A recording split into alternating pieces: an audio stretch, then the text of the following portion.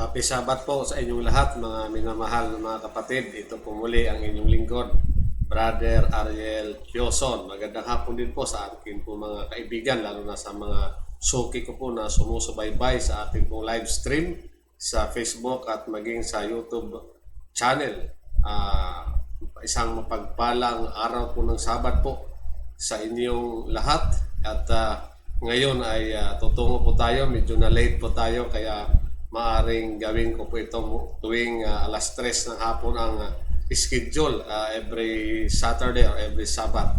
So ngayon ang topic po ng ating message ay bunga ng pagsunod sa kalooban ng Diyos. Ayan po.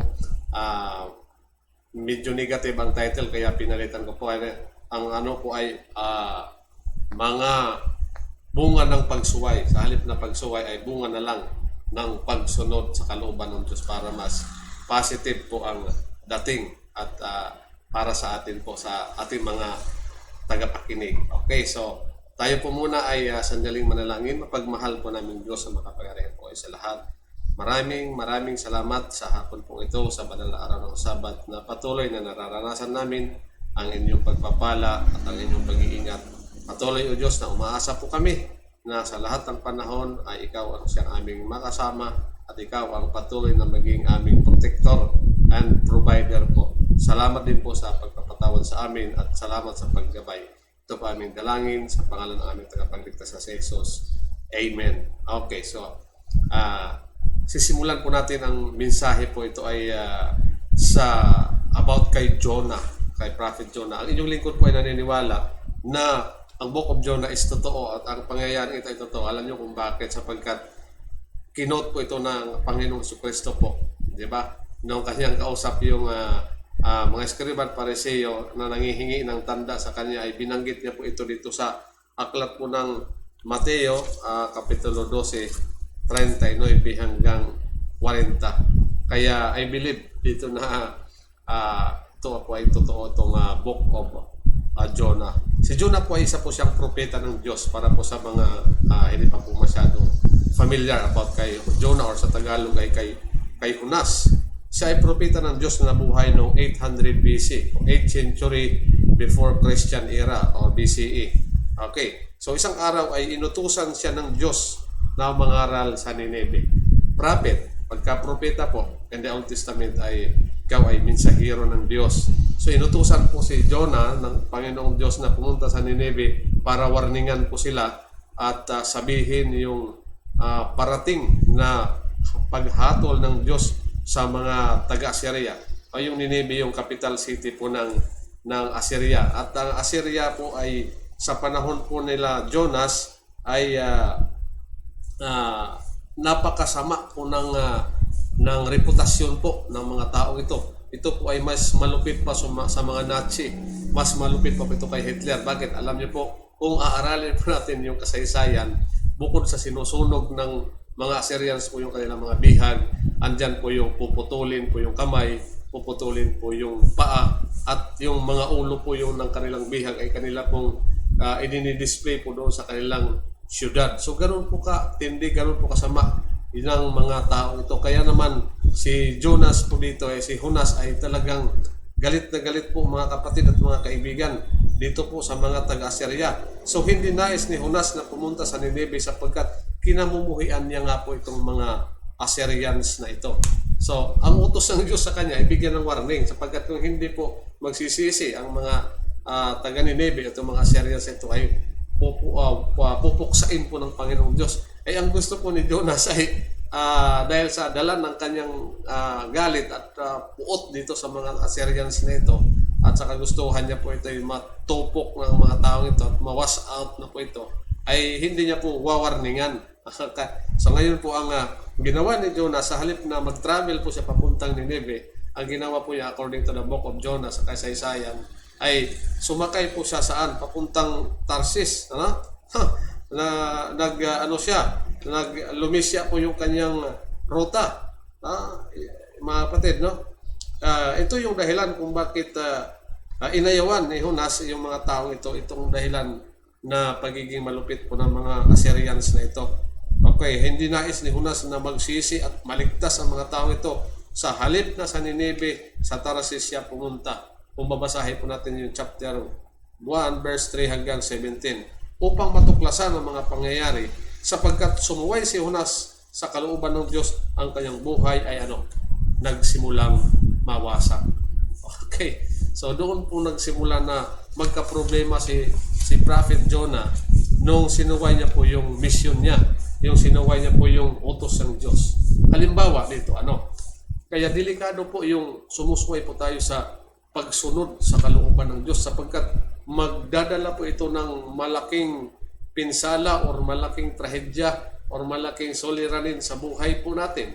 Madalas po ay ipinapahintulot ng Panginoong Diyos na ma-encounter po natin yung iba't ibang problema sa buhay natin ay ito'y sapagkat gusto rin ng Panginoong Diyos na tayo ay magbago po tayo ng ating buhay na mula sa ating lisya na pamumuhay, mula sa mga maling gawain po natin ay tumungo po tayo sa tamang gawain nang sa ganun ay pagpalain po tayo ng Panginoong Diyos. Alam niyo po mga minamahal na mga kaibigan at mga kapatid, ang Panginoong Diyos po ay gustong-gusto po niya na buksan po ang durungawan po ng langit.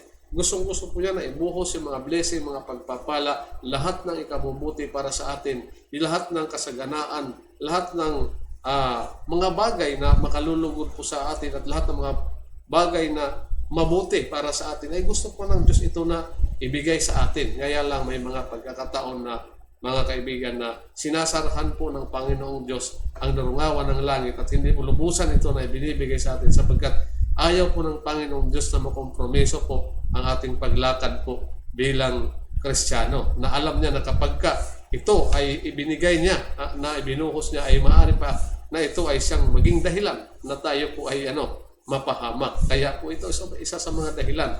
Ngayon, ang pagsuway po sa kalooban ng Diyos ay nagbubunga po ito ng kapahamakan. Ngunit ang pagsunod sa kalooban ng Diyos ay nagbubunga naman po ito ng kasaganaan. Kita niyo po mga kapatid.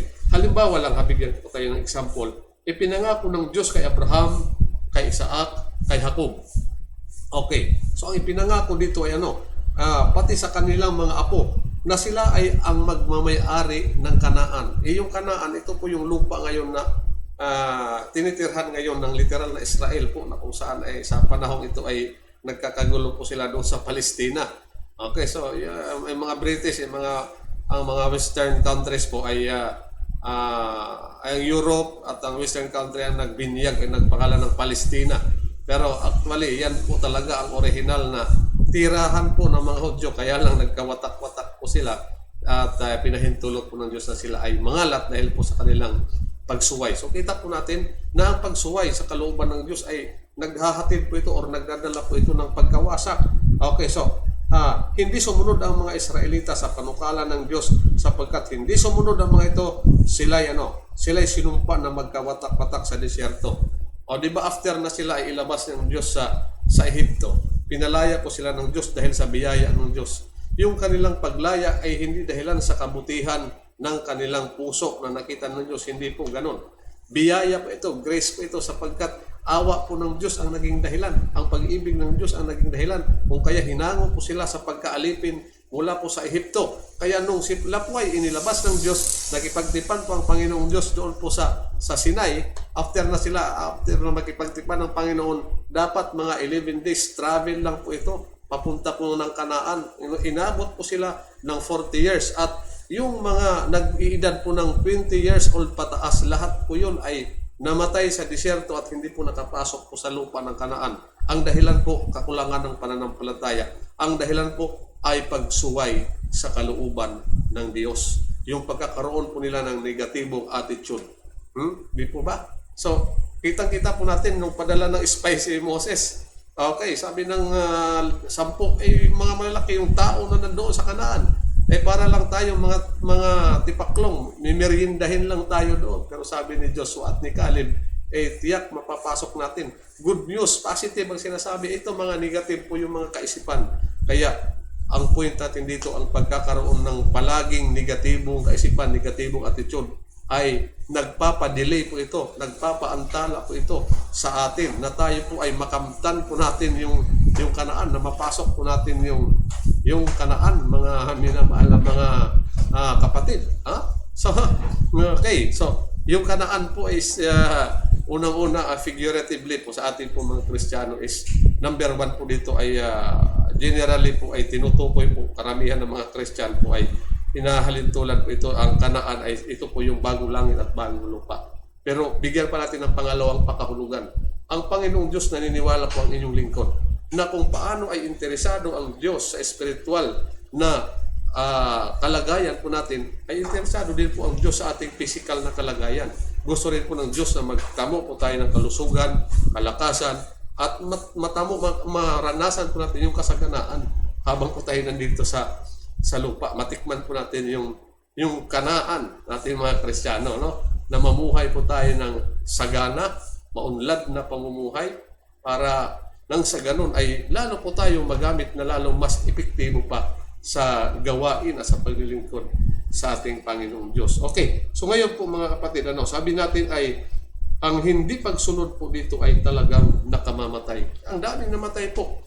Kahit nga si Moses hindi po nakapasok sa lupang Kanaan eh. Ang nakapasok na lang doon ay si Joshua at si Caleb at yung mga 20 years old pataas namatay. Hindi po nakapasok pero yung mga bata na lang po, yung mga new generation na lang po na doon sa mga inilabas po sa Ehipto, ang siya pong nakapasok po doon. Ang dahilan po dito, maliwanag po yung pagsuway. Sinabi po ng Diyos sa kanyang bayan na huwag mga ngalunya, di ba? So ito naman po, another example na ang pagsuway ay nagdadala ng kapahamakan, ngunit ang pagsunod ay nagdadala po ng maraming pagpapala. Kita niyo po mga kapatid, ito, si David, no? Hindi sumunod si David sa utos ng Diyos, kaya't ang kanyang pamilya ang nangyari ay nagkawatak-watak, nagkawahiwalay. Maraming mga pamilya ngayon na maraming suliranin sapagkat hindi nila sinusunod ang kalooban ng Diyos. Okay, so, dahilan sa pagsuway, si Jonah, okay, anong nangyari kay Jonah, mga kapatid? Si Jonah ay napunta siya sa tiyan ng malaking isda. Dahilan sa pagsuway, si Haring David namatay ang kanyang anak at nagkaroon ng malaking suliranin sa pamilya. Di ba, namatayan siya ng anak? Yung anak niya, ang unang anak niya kay Bathsheba. Okay? Namatay ang kanyang anak sapagkat ito ang naging bunga ng kanyang kasalanan na kanyang nagkasala po siya doon sa asawa ni Bathsheba na Hiteo. Di ba? Yung kanyang sundalo na si Uriah. Kanyang ginawa ng paraan na mamatay yung sundalo niya nang sa ganun ay magkaroon siya ng pagkakataon na maging kanya po yung asawa ni Uriah na si Bathsheba. So dahilan dito ay pinatay po ng Diyos yung kanyang anak. Okay. Panahon na upang tumigil sa pagiging masuwayin, mga minamahal mga kapatid. At magsimulang sumunod sa kalooban ng Diyos. Kasi ang pagsunod po sa kalooban ng Diyos ay nagdadala po ito ng maraming pagpapala at nagaling po sa ating Panginoon. Okay, so sabi, ano ang kalooban ng Diyos sa ating buhay? Ang tunay na kalooban ng Diyos para sa atin ay upang maligtas at sumunod sa kaniyang salita. Ito po ang tunay na kalooban ng Diyos. Bueno, mas maganda siguro na basahin po natin sa Lucas 8:21. Okay, sige. Ito po yung nakasaad po dito sa sulat po ni Saint Luke ni Lucas sa kapitulo 8 at ang talata ay 21. Ganito po ang binabanggit ng banal na kasulatan. Okay, verse 21. Okay. Datapwat siya'y sumagot at sinabi sa kanila, ang aking ina at ang aking mga kapatid ay itong nakikinig ng salita ng Diyos at ginagawa. Sino daw po yung kanyang ina at mga kapatid? Yung kanyang mayroong close relationship sa ating Panginoon ay yung pong nakikinig at ginagawa po yung salita ng Diyos. Hindi po yung nag-aangkin na Kristiyano. Marami po mga tao po sa panahon po natin ngayon, pag tinanong, ano relihiyon mo Kristyan? Ang tanong, marami nag-aangkin Kristiyano, ngunit ang tanong, nakikinig ba at ginagawa ba nila ang salita po ng ating Panginoong Jesucristo? Okay, iba po yung nagsakiklaim na Kristiyano, iba po yung nakikinig at ginagawa po mismo ang salita ng ating Panginoong Diyos at sumusunod sa kanyang kalooban. Okay, so ang Panginoong Diyos po ay talagang mabuti ang kanyang kalooban. Mismo si Jesus Christ din po ang nagsabi na kapag sumunod po tayo sa ating Panginoong Diyos, ano ba naman, kung tayo nga po ng mga, sabi nga ng Panginoon, kung kayo na masasamang tao ay marunong kayo magbigay ng mabuting kaloob sa inyong mga anak, ano pa kaya ang ating Ama na nasa langit? Sino kaya ang sa inyo na mayroong anak na humingi ng tinapay ay bato ang ibibigay, or itlog ay ang ibibigay ay alakdan o ahas, di ba? Hindi po. Kung ang masasamang tao ay marunong magbigay ng mabuting kaloob, gaano pa kaya ang ating Ama na nasa langit? Kaya lang po mga kapatid, ito po sinasabi po natin, kinakailangan po natin na maging masunurin po sa kalooban ng ating Panginoon. Dahil ang bunga po nito ay kabaliktaran po. Kung pagsuway ay kapahamakan, ang pagsunod sa kalooban ng Diyos ay nagbubunga naman po ito ng kasaganaan. Okay, kaya pagpapalain ka kung susunod ka sa Diyos Lahat ng blessing, lahat ng pabor, ng grasya ng Panginoong Diyos ay ibibigay niya sa iyo. Di sana ay sumunod na lang po ang tao, di po ba? Nang sa ganun ay lalo po na maging maganda po ang takbo ng ating buhay. Kaya ang sabi po sa atin dito, datapwat siya sumagot. Ito na binasa natin. Gayon din kapag ating ibinigay ang ating buhay sa kalooban ng Diyos, tayo'y mananagana. Okay, sige. Basahin po natin sa Santiago 1:25. Sige, ito po ay binabanggit mo dito sa sulat mo ni Santiago. Kapitulo 1 at ang talata ay 25 ay ganito pong binabanggit sa verse 25. Okay. Ngunit ang nagsisiyasat ng sakdal na kautusan, ang kautusan ng kalayaan at nananatiling gayon na hindi tagapakinig na lumilimot kundi tagatupad na gumagawa ay pagpapalain ang taong ito sa kanyang ginagawa. O litra por litra nabasa po natin yung nagsisiyasat daw ng kautusan. Okay, ano daw ang nagsisiyasat ng kautusan?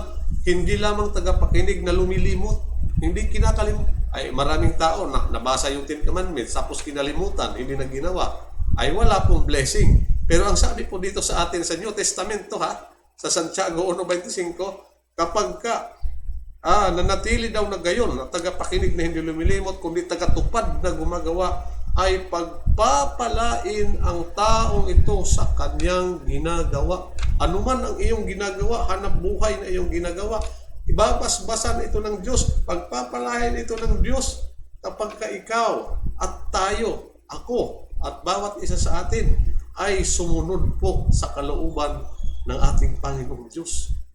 Kung yung mga tao po na nandito sa lupa na masasama, na hindi kumikilala sa Diyos, kapag sila ay nalulugod, natutuwa po sila na kapag mayroon pong gumagawa ng mabuti sa kanila, napiplease sila sa magandang ginawa ng kanilang kapwa, ay nagbibigay sila ng gantimpala. Ganun din po, mga kapatid at mga kaibigan ng ating Panginoong Diyos po na nasa langit. Okay, so ano pang sabi sa atin? Okay, sa Josue Kapitulo 1 at ang talata ay 8. Okay, sige. Basahin pa po natin sa Josue. Dito naman po sa lumang tipan, no? Okay, sa Josue 1 at 8. Okay, so verse 8, ganito naman po ang mababasa. Ang aklat na ito ng kautusan ay huwag mahihiwalay sa iyong bibig, kundi iyong pagbubulayan araw at gabi, upang iyong masunod na gawin ang ayon sa lahat na nakasulat dito. Bakit daw? Sapagkat kung magkagayoy iyong pagiginhawahin ng iyong lakad, at kung magkagayoy magtatamo ka ng mabuting kawakasan. Di ba? Ang liwanag talagang ang Diyos ay mabuti. Ang Diyos po ay talagang puno ng pag-ibig at kawaan, puno ng grasya, puno ng biyaya, at ito po ay gusto po ng Diyos na ang kanyang biyaya ay pasaganain po sa buhay po natin. Gusto ng Diyos na sumunod tayo sa kanyang kalooban, dahil alam po ng Diyos na ang ibubunga po nito sa ating pagsunod sa kagustuhan po ng Diyos sa buhay po natin ay para din po sa ikabubuti po natin. Okay, pero ang Diyos ay huwag natin kakalimutan.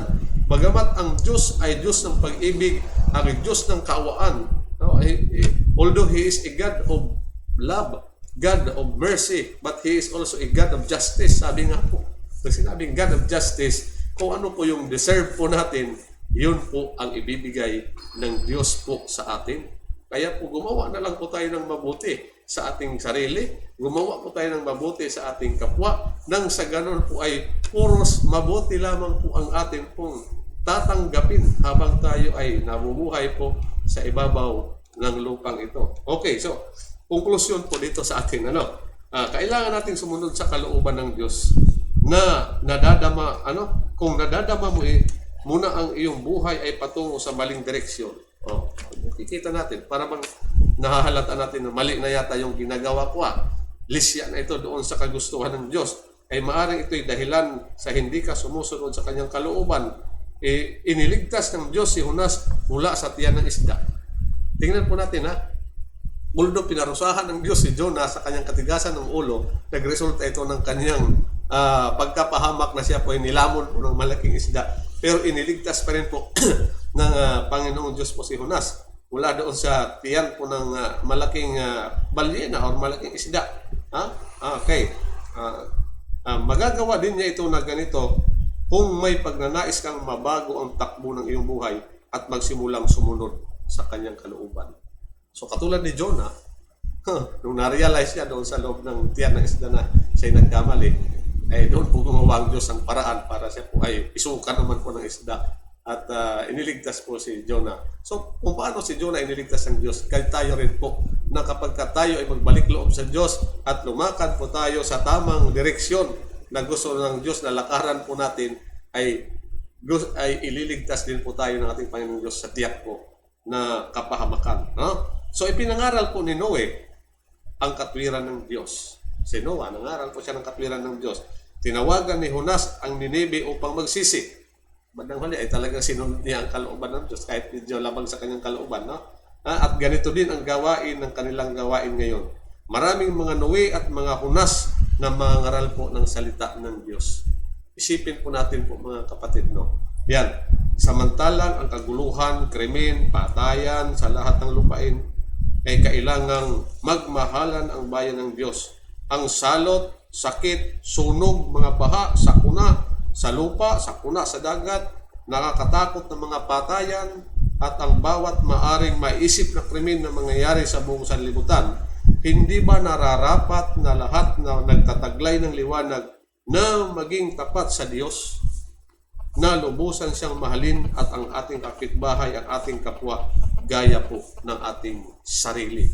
So ito po mga kapatid, ibig sabihin ay ito po ay katumbas na kung kinakailangan na pakitaan po natin ng mabuting kalooban ang ating pamilya, ang ating pong kapwa-tao, ay unahin po natin na tayo po ay maging mabuti rin muna tayo sa ating pong mga sarili bago po tayo maging mabuti sa ibang tao. Ito po ay sinipi po at kapag kasali po sa wikang Pilipino sa Review and Herald po, sa May 27, 1890, paragraph 2. So, ayan po mga minamahal na mga kaibigan at mga kapatid, na ang bunga ng pagsunod sa kalooban ng Diyos maliwanag po ay pagiginhawain po ng Diyos, palalawigin po ang ating buhay, pagpapalain po, siksik, liglig, maapaw. Ngunit kung ang patuloy tayo na susuway at lilisya po tayo sa direksyon na gusto ng Diyos na lakaran po natin, ay ay tayo po'y mapapahamak. Kumbaga, nasa kamay din po natin ang pamimili. Tayo rin po ang magdidesisyon. Kaya anuman po ang kahinatnan po natin sa ating buhay, sa end po ng ating buhay, anuman po ang magiging resulta po nito, hindi po ito kasalanan ng Diyos. Kasalanan po natin ito kung magiging masaklap po ang ating pong kahantungan, ang end result po sa ating buhay. Okay? So wala pong kasalanan ng Diyos sapagkat kung ano ang deserve ng tao ay ibibigay po ng Diyos sapagkat siya ay Diyos ng pag-ibig. Pero kung tayo po ay tunay na magiging masunurin sa ating Panginoong Diyos, siksik, liglig, maapaw sa ganang buhay ang ating pong mararanasan at tayo po ay gagamitin palalo ng Diyos na maging daanan po, daluyan ng pagpapala para yung ibang mga tao ay lalong pagpalain. Kaya ikaw kaibigan, kapatid na nakikinig ngayon, kung nagnanais ka na sumuko ang iyong sarili at magpasakop at sumunod sa kanyang kalooban, ay kung ito po ang iyong naisin na mangangako ka ngayong oras na ito na sumunod sa kalooban ng Diyos at huwag na maging masuwayin katulad sa naging karanasan po ng bayang Israel po sa nakasulat po sa chapter 13 po ng Numbers, nandun yung kasaysayan po ng kanilang paglalakbay mula sa Ehipto patungo po sa Kanaan. naging matigas ang kanilang ulo. Ang pagsuway po ni David at ang pagsuway ni Jonas. Pero sa kabilang banda, nung itong mga taong ito ay dumating po sa punto na sila ay naging sumunod sa kalooban ng Diyos, ang naging bunga po nito ay kasaganaan. Gusto ng Diyos na maranasan po natin ang kasaganaan.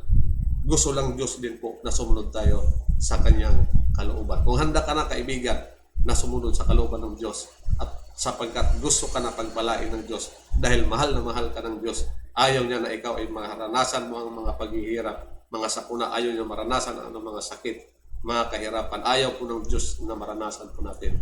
Gusto po ng Diyos na maranasan po natin ang pagpapala at ang kanyang biyaya. Okay, kung ang iyong desisyon ay muli na magtalaga ng sarili at ibigay ang buhay at sumunod sa kalooban ng ating Panginoon, ay samahan niyo po ako sa isang maiksing panalangin. Tayo po'y mananalangin. Kapag mahal po namin Diyos, sa mga kapangyarihan po kayo sa lahat. Salamat po ng marami na muli ay amin pong naalala na tunay po na ang iyong panukala sa aming buhay, o Diyos, ay puro po kabutihan. Hindi po kayo nagplano ng ikasasama para sa amin, kundi ang plano po ninyo, Panginoon, ay lalo po kaming gamitin sa pagpapalawak po ng Ebanghelyo at pagpapalawak po ng inyong kaharian dito sa lupa. Nang sa ganun ay magmadali na po kayong bumalik sa ikalawang pagparito. At nais nyo rin po, Panginoon, na kami maging daluyan ng pagpapala sa iba. At ito ang dahilan kung bakit gusto nyo po nabuksan ang darungawan ng langit, ibuhos po ang mga pagpapala, siksik, liglig, umaapaw. Nang sa ganun ay maging instrumentality nga po kami na ma-bless po ang ibang mga tao. Kung gayon, Panginoon, tulungan po kami na mahanda ang aming puso't isipan na maging mabuting lingkod na masunurin sa iyong kalooban. Salamat na marami, Diyos, sa paalala na kung saan ay kinakailangan na kami ay lumakad sa direksyon na gusto po ninyo para sa aming buhay. Salamat na marami na inyo kami dinidinig. Salamat na marami, Panginoon, na inyo kami pinagpapala, pinapatawad. Ito po aming dalangin sa pangalan ng aming tagapagligtas na si Jesus. Amen. Okay, so maraming salamat and happy Sabbath po sa inyong lahat.